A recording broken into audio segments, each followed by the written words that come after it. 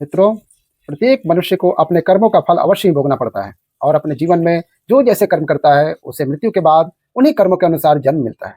किसी को कुत्ते का जन्म मिलता है तो किसी को भेड़ बकरी का जन्म मिलता है। हिंदू धार्मिक ग्रंथों के अनुसार इस धरती पर रहने वाले सभी मनुष्यों को मृत्यु के बाद उसके कर्म के अनुसार अलग अलग योनि में जन्म लेना मिलता है और उसे अपने पापों का फल भोगना पड़ता है। कुछ धार्मिक ग्रंथों में यह भी कहा गया है कि जो मनुष्य अपने जीवन में बहुत अधिक पाप करते हैं उन्हें एक ऐसी योनि में जन्म मिलता है जिसमें वे अपना दर्द किसी दूसरे से नहीं बता सकते और ना ही किसी के साथ अपना दुख बांट सकते हैं। मित्रों, आज के इस वीडियो में हम आपको बताएंगे कि वो कौन से ऐसे कार्य हैं जो मनुष्य को अपने जीवन में नहीं करने चाहिए, नहीं तो उसे कुत्ते का जन्म मिलता है और पूरा जीवन इधर उधर भटकना पड़ता है। और भगवान श्री कृष्ण ने इसके बारे में क्या बताया है कि मनुष्य के वो कौन से पाप है जिसके कारण प्रत्येक मनुष्य को अगले जन्म में कुत्ते का जन्म मिलता है, जानेंगे एक कथा के माध्यम से। इसीलिए मित्रों, चैनल को सब्सक्राइब नहीं किया है तो चैनल को सब्सक्राइब करके वीडियो को लाइक कर दें। मित्रों, एक समय की बात है जब देवी राधा भगवान श्री कृष्ण जी से मिलने के लिए जाती हैं और भगवान श्री कृष्ण जी से कहती हैं, प्रभु, आज जब मैं आपसे मिलने के लिए जब आ रही थी तो मैंने देखा कि एक कुत्ता भोजन की तलाश में इधर उधर भटक रहा था और वहीं पर एक मनुष्य भोजन कर रहा था। तभी वो कुत्ता उसके पास जाकर बैठ गया और कुत्ता सोच रहा था कि अभी ये मुझे भी रोटी खिलाएगा, किंतु उस मनुष्य ने अकेले ही भोजन कर लिया और उस कुत्ते को रोटी के एक टुकड़ा भी नहीं दिया। फिर कुत्ता भूखे पेट ही वहां से चला गया। और प्रभु, इसे देखकर मेरे मन में दो प्रश्न उठ रहे हैं और मैं चाहती हूँ कि आप मेरे दोनों प्रश्नों के उत्तर देकर मुझे संतुष्ट करें। तो भगवान श्री कृष्ण मुस्कुराते हुए बोलते हैं, हे देवी, तुम्हारे मन में जो भी प्रश्न है मुझे निश्चिंत होकर बताओ, मैं तुम्हारे प्रश्नों के उत्तर अवश्य ही दूंगा। तो देवी राधा बोली, प्रभु, मेरा पहला प्रश्न ये है कि किस पाप के कारण मनुष्यों को कुत्ते का जन्म मिलता है और वो कौन से कार्य हैं जो मनुष्य को अपने जीवन में कभी नहीं करने चाहिए, नहीं तो उसे कुत्ते का जन्म मिलता है। और मेरा दूसरा प्रश्न ये है कि कुत्ते को रोटी खिलाने से हमें कौन सा पुण्य मिलता है। तो भगवान श्री कृष्ण बोले, हे देवी, मैं तुम्हें एक कथा सुनाता हूँ जिसे सुनकर तुम्हें तुम्हारे प्रश्नों का उत्तर मिल जाएगा, किंतु कथा को पूरा मन लगाकर सुनना। तो देवी राधा बोली, प्रभु, आप कथा सुनाएं, मैं कथा को पूरे मन लगाकर सुनूंगी। तो कथा को सुनाते हुए भगवान श्री कृष्ण ने कहा, एक समय की बात है जब भगवान श्री राम सभा लगाकर अपनी सभा में बैठे हुए थे, तभी उन्हें एक कुत्ते की रोने की आवाज़ सुनाई देती है। तो वो सभा में मौजूद द्वारपाल से उस कुत्ते को वहां से भगाने के लिए कहते हैं। तो द्वारपाल कुत्ते के पास जाता है और उसे वहां से भगा देता है। और फिर अगले दिन जब भगवान श्री राम फिर से सभा में बैठे होते हैं, तभी वो कुत्ता फिर से वहीं पर आकर बैठ जाता है। और जैसे ही भगवान श्री राम सभा में कुछ कहना प्रारंभ करते हैं, फिर से वो कुत्ता जोर जोर से रोने लगता है और इस बार भी द्वारपाल कुत्ते के पास जाता है और उसे वहां से भगा देता है। फिर तीसरे दिन जब प्रभु श्री राम सभा में बैठे थे तो फिर से वो कुत्ता आया और उसी स्थान पर बैठकर जोर जोर से रोने लगा। तो भगवान श्री राम ने मन में सोचा, ये कुत्ता मेरे दरबार में रोज रोज आकर रोने क्यों लगता है, जबकि इसे तो कोई मारता भी नहीं है, फिर ये रोज मेरे ही दरबार में आकर क्यों रोता है।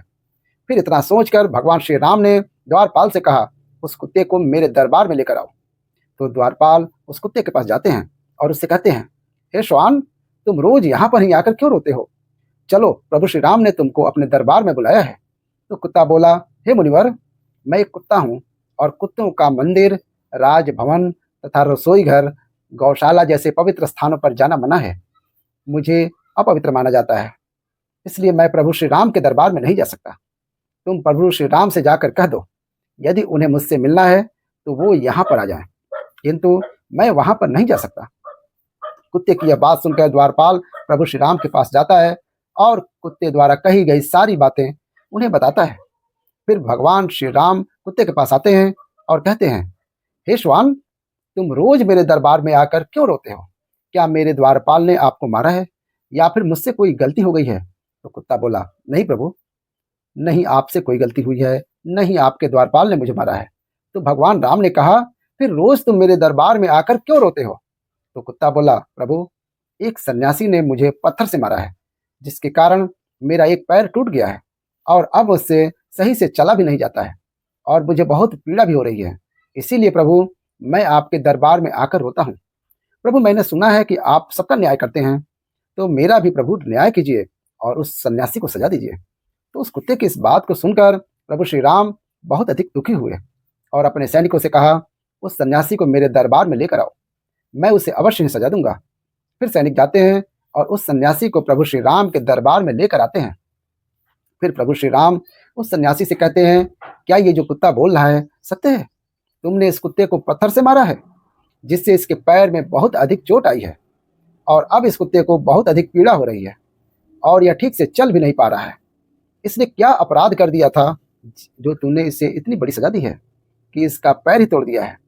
तो वह सन्यासी बोला, प्रभु, मैं अपनी झोली लेकर भिक्षा मांगने के लिए रास्ते से जब जा रहा था, तभी एक कुत्ता मेरे पास आया और अपनी पूंछ हिलाने लगा, और जब मैंने इसे खाने के लिए कुछ नहीं दिया तो इसने मेरी भिक्षा का अन्न छू लिया था, जिसके कारण मैंने क्रोध में आकर पत्थर उठाकर इसको मार दिया, और पत्थर बहुत अधिक बड़ा होने के कारण इसका पैर टूट गया। सन्यासी की यह बात सुनकर प्रभु श्री राम उस सन्यासी पर बहुत अधिक क्रोधित हुए, और उन्होंने सन्यासी से कहा, ये कुत्ता एक अज्ञानी जीव है, इसने अपना पेट भरने के लिए ऐसा किया है। इसे इतना ज्ञान नहीं है कि किसी का अन्न नहीं छूना चाहिए, इसीलिए इस कुत्ते ने ऐसा किया है।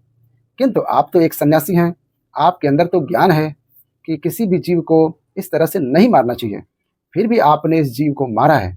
इसलिए अपराध इस कुत्ते ने नहीं, बल्कि अपराध तो आपने किया है। आप इतने बड़े ज्ञानी होते हुए भी इस कुत्ते को मारा है, इसीलिए अपराधी आपको ही माना जाएगा। फिर प्रभु श्री राम ने उस कुत्ते से कहा, यह सन्यासी तुम्हारा अपराधी है, अब तुम ही बताओ कि इस सन्यासी को क्या सजा दी जाए। तो कुत्ते ने कहा, प्रभु, इस सन्यासी को किसी नगर का राजा बना दीजिए। तो प्रभु श्री राम ने कहा, ठीक है, इसे एक नगर का राजा बना दिया जाएगा। और फिर उस सन्यासी को सुंदर वस्त्र पहनाकर एक घोड़े पर बिठाकर और उस सन्यासी को एक महल में ले गए और वहाँ के एक नगर का राजा बना दिया गया। फिर जब वो सन्यासी राजा बन गया तो बहुत अधिक खुश था और मन में सोचने लगा, वो कुत्ता सच में बिल्कुल पागल ही था।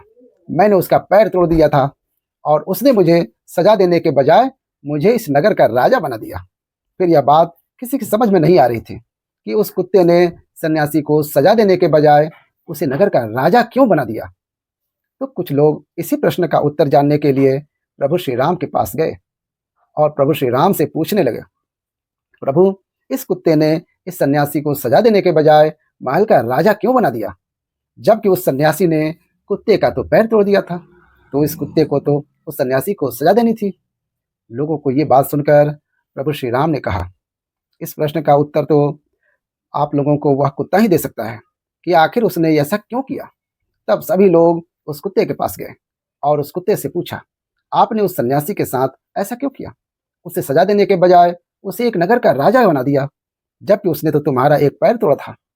तो कुत्ता मुस्कुराते हुए बोला, तुम जानना चाहते हो कि मैंने उस सन्यासी को सजा देने के बजाय उसे एक नगर का राजा क्यों बना दिया? तो सुनो, मैं भी पिछले जन्म में एक नगर का राजा था और मैं गरीबों पर खूब अत्याचार करता था। मेरे नगर में जितने भी सभी अधिक गरीब थे मेरे नगर में, और वे दिन भर खेतों में मेहनत मजदूरी करके जो अन्न उगाते थे उसमें से आधा मैं ले लेता था, और जो भी मुझे अपने अन्न में से आधा हिस्सा नहीं देता था उसे मेरे सैनिक बहुत मारते पीटते थे और उनकी मेहनत का धन मैं हड़प लेता था। पिछले जन्म में मैंने बहुत सारे पाप किए थे, इसी कारण से इस जन्म में मुझे कुत्ते का जन्म मिला है, और अब मैं पिछले जन्म में किए गए पापों का फल भोग रहा हूँ। और मैंने उस सन्यासी को इसीलिए राजा बनाया है ताकि उसे भी अगले जन्म में कुत्ते का जन्म मिले, और तब उसे पता चलेगा कि कुत्ते का जीवन कैसा होता है और अपना पेट पालने के लिए क्या क्या करना पड़ता है, और एक एक अन्न के लिए कितना तरसना पड़ता है, और कितने लोगों से मार खानी पड़ती है। फिर इस तरह उस कुत्ते की ये बात सुनकर सभी की समझ में आ गया था कि उस कुत्ते ने उस सन्यासी को राजा क्यों बनाया है। मित्रों, फिर कथा को आगे बताते हुए भगवान श्री कृष्ण देवी राधा से कहते हैं, हे देवी, अब मैं तुम्हारे दोनों प्रश्नों के उत्तर देता हूँ।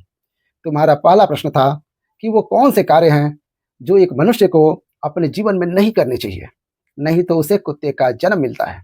तो समझ लो, जो मनुष्य उस राजा की तरह अपने जीवन में बहुत अधिक पाप करते हैं उन्हें कुत्ते का जन्म मिलता है।